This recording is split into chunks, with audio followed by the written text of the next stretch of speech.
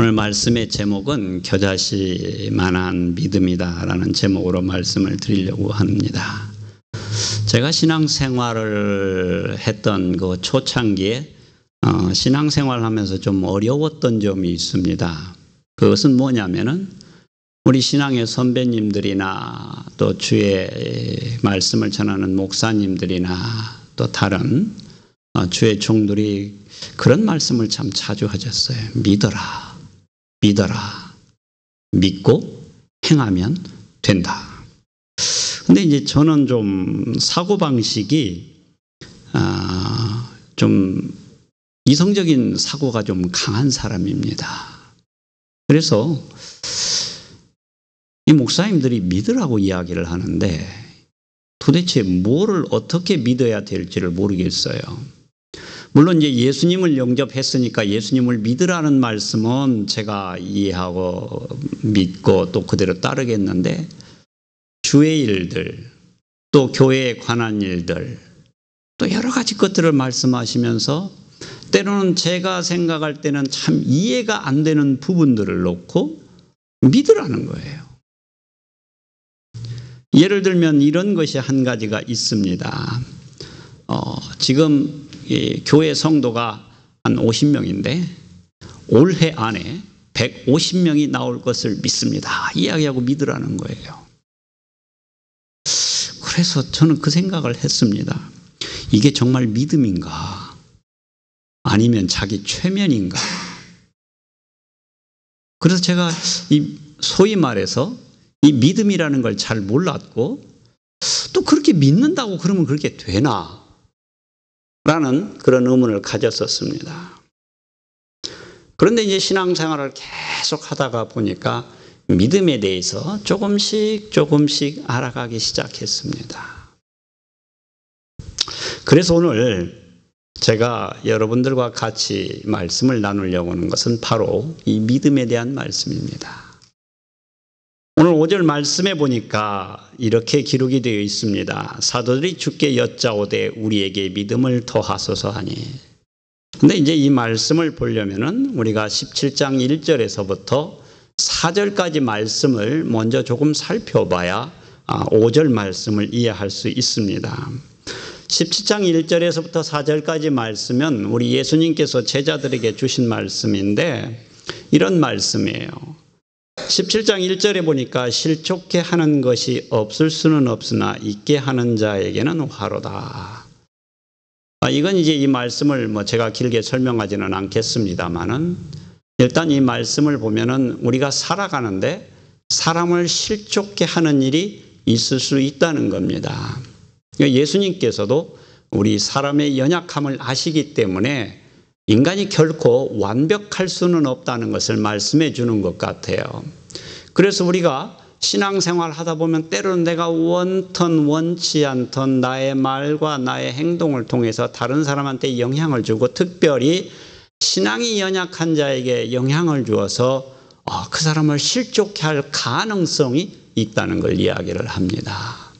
물론 그런 일이 없으면 좋겠지만 이 사람 일이라는 게 이렇게 마음대로 되지 않는 것 같아요. 저도 제가 신앙생활 해보면서 다른 사람을 실족해 거의 할 뻔했던 일이 있었습니다. 제가 2002년도에 이 캐나다로 오기 전에 약 한 달 동안 이 캐나다에 와서 이 캐나다를 탐방한 적이 있었어요. 근데 제가 머물렀던 그 집이 어떤 그 기도 많이 하시는 사모님 집에서 한 달 동안 머물렀었습니다. 근데 하나님께서는 그 가정을 들어서 어떻게 쓰시냐면은 이 한국에서 문제 많은 사람들, 예를 들면 이 사업을 하다 망해가지고 부도가 났는데 도망 왔다든지 내지는 이 부모가 억지 유학을 시켜가지고 한국에 하도 아이가 문제를 많이 일으키니까 억지 유학을 시켜놓고 그냥 아들을 이 밴쿠버 땅에다 놔두는 거예요. 그리고 집주인에게 집세만 이렇게 보내는, 한국에만 두르지 말라는 그런 식의 그 아이들. 근데 이런 사람들 그 가정에 붙였습니다. 근데 이제 이 사모님이 기도를 참 많이 하시는 사모님이시기 때문에 은사가 참 많으세요. 그래서 이제 그런 분들을 이게 신앙적으로 잘 도와서 그 가정에서 이제 있다가 보면 믿음이 없던 사람이 믿음을 갖게 되고 예수님을 영접하고 회복하고 다시 한국에 돌아간다든지 아니면 그렇게 이제 문제가 많았던 아이들이 조금씩 변화되어 가는 그런 일들을 하게 하시는 걸 봤습니다. 근데 이제 그 중에 한 아이가 참 힘든 아이가 하나 있었는데 또 이제 그 아이를 잘 도와서 이 아이가 이제 예수님을 거의 영접할 뻔한 그 때가 있었는데 제가 거기에서 이렇게 말 한마디를 실수해가지고 이 친구가 예수님을 믿으려고 하다가 이게 또 바닥으로 떨어진 케이스가 있었어요. 근데 그때 제 마음속에 들은 생각이 뭐냐면 바로 이 구절이었습니다. 특히 2절 말씀인데요. 저가 이 작은 자 중에 하나를 실족게 할진대 차라리 연자 맷돌을 그 목에 매이고 바다에 던지우는 것이 나으리라. 사람이 살다 보면 다른 사람을 실족게 할 수 있지만 사실은 그런 일은 일어나지 않는 게 좋다는 거죠. 실족게 할 바에는 차라리 누군가가 제 목에다가 연자 맷돌을 메고 바다에 던져지라는 거죠.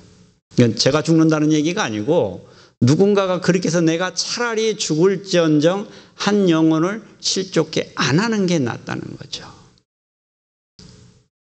이게 참 말이 그렇습니다만은 참 무시무시한 말씀 아닙니까? 근데 그 순간에 제 마음 가운데 이 구절이 떠올랐어요. 제가 등에서 식은땀이 얼마나 흘렀겠습니까? 내가 자칫 잘못하면 한 영혼을 예수 그리스도 앞에 인도되는 걸 막고 그럴 바에는 차라리 내가 그냥 죽는 게 낫다는데 내가 그런 일을 하게 될 뻔했다. 그래서 제가 아주 그 등골이 오싹했던 때가 있었습니다. 그래서 우리 예수님께서도 3절 말씀에 보면 뭐라고 하냐면 너희 스스로 조심하라고 이야기를 합니다. 그러면서 이제 한 가지 더 예를 드시는데 그게 뭐냐면은 만일에 형제가 여러분 중에 성도 한 사람이 여러분에게 죄를 범하였다면 어떻게 할 것이냐? 용서해 주라는 거예요. 그런데 얼마까지 용서를 해 주라고 말씀을 하시냐면 하루에 7번 여러분에게 죄를 짓고 와서 또 7번 용서해 달라고 하면 용서를 해 달라는 겁니다. 물론 성경에서 여기서 말하는 7번은 정확히 7번을 말하는 의미는 아닙니다. 성경에서 7이라는 숫자는 주로 완전을 의미하기 때문에 이 말은 다시 말하면 몇백 번이라도 여러분에게 죄를 짓고 와서 또 용서해 달라면 용서해 주라는 거예요. 근데 이것이 우리가 이론적으로는 가능합니다만 현실적으로 이게 여러분에게 가능하겠냐는 거예요. 한번 생각을 해 보십시오. 어떤 한 사람이 여러분에게 어떤 일로 거짓말을 했습니다. 와서 용서해 달라고 그래요. 한 번은 용서해 줄 수 있습니다. 그런데 그날 조금 있다 또 거짓말하고 또 와서 용서해 달라고 그래요. 2번까지는. 근데 또 3번째 그럽니다. 그러면 이때부터 거의 99%의 사람은 상대방의 말을 믿지를 않게 됩니다. 그래서 유대인들의 탈무드에도 보게 되면은 하루에 3번 용서를 해주는 것은 완벽한 용서라고까지 그렇게 이야기를 하고 있습니다. 우리는 살다가 보면 한두 번 용서해 줄 수 있어요. 그런데 3번, 4번, 5번, 6번, 7번은 정말 예수님이라면 용서를 하실 수 있겠지만 우리 같은 사람은 도저히 불가능합니다.